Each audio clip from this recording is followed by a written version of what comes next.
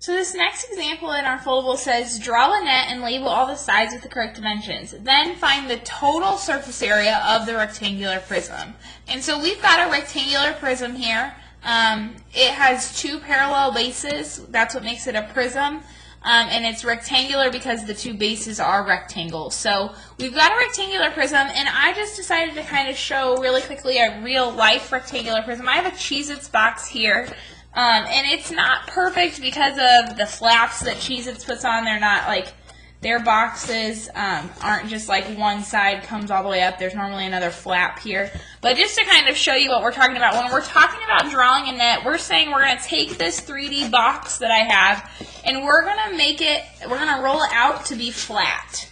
And so then what they're asking us to do is they're asking us to draw this shape here, this net, and then label the sides so that if we folded it back up, it would become another 3D box. So we're taking a three-dimensional object, we're unfolding it to make it a two-dimensional object, or a two-dimensional shape here. And so that's kind of what we're doing when we draw nets.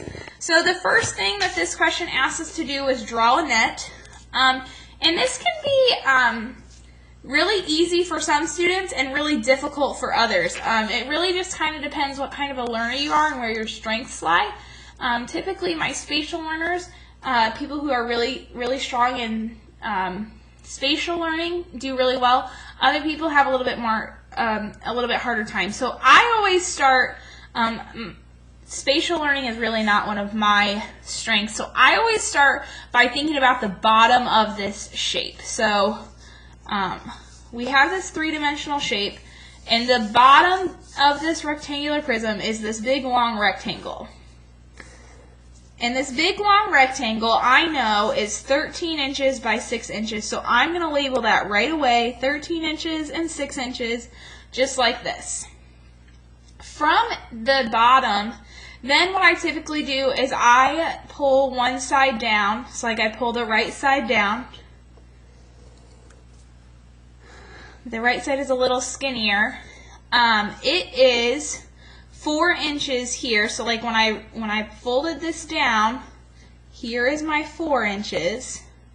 Now the length here, again, because this side is parallel to this side of that rectangle is still 13 inches. So I'm going to label this side 13 inches. And then I'm going to pull the other side off. So this back side that we can't see,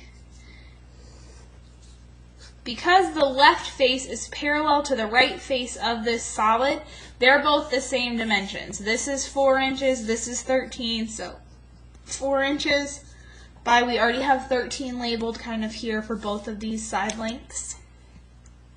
Then I tend to pull off the front of the shape, so I kind of pull this front part off and unfold it. In my head, spatially, that's what I'm doing. And I know that this is the side that I just drew right here. I pulled this down, and so it's right here. This is 6 inches, which is already kind of labeled on this shape. And then this side that I just pulled off the front is another 4. So this is 4, this is 4, and 4 goes with both of these sides here, both here and here. And then I can pull the back off the same way. 6 inches. And then 4 inches, and then this is 4 inches as well, here and here. Now, this shape up here has a front, a back, a left, a right, a top, and a bottom. And right now I have a front and a back, a left and a right, a bottom, but I don't have a top. So I have to draw the top of this shape, and it really doesn't matter where it comes off of. It could come off down here, it could come off over here.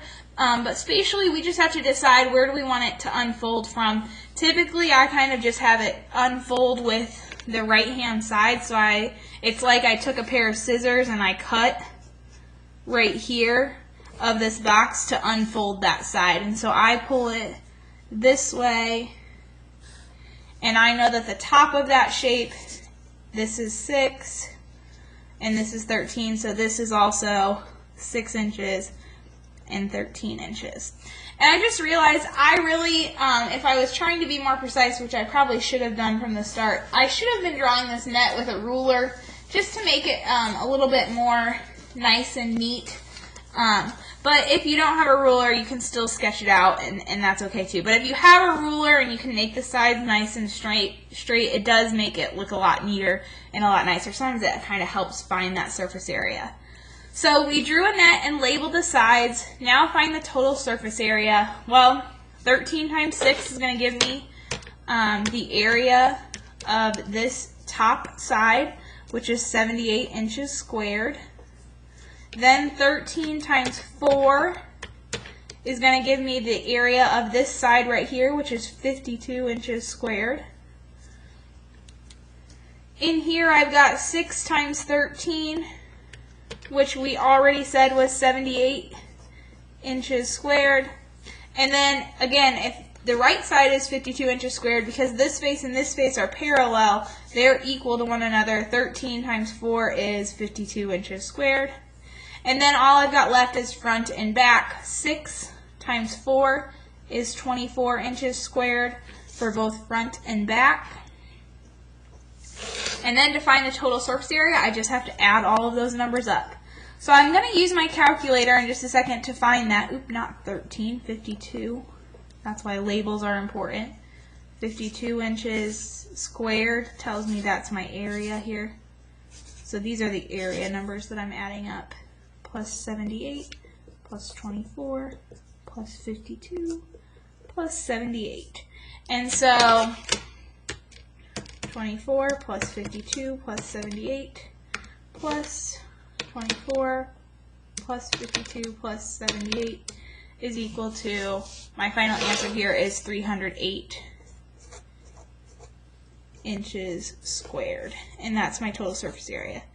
Now notice again that top and bottom are equal, left and right are equal sides, front and back are equal, so you could always just add 24 plus 52 plus 78, get 154, and then multiply that by 2 to get your final answer as well. And either of those methods work to kind of help us. So what I've done is I've taken my figure, I've drawn my net, labeled it with the correct labels, and then found the total surface area by adding up all the areas of each rectangle in my net.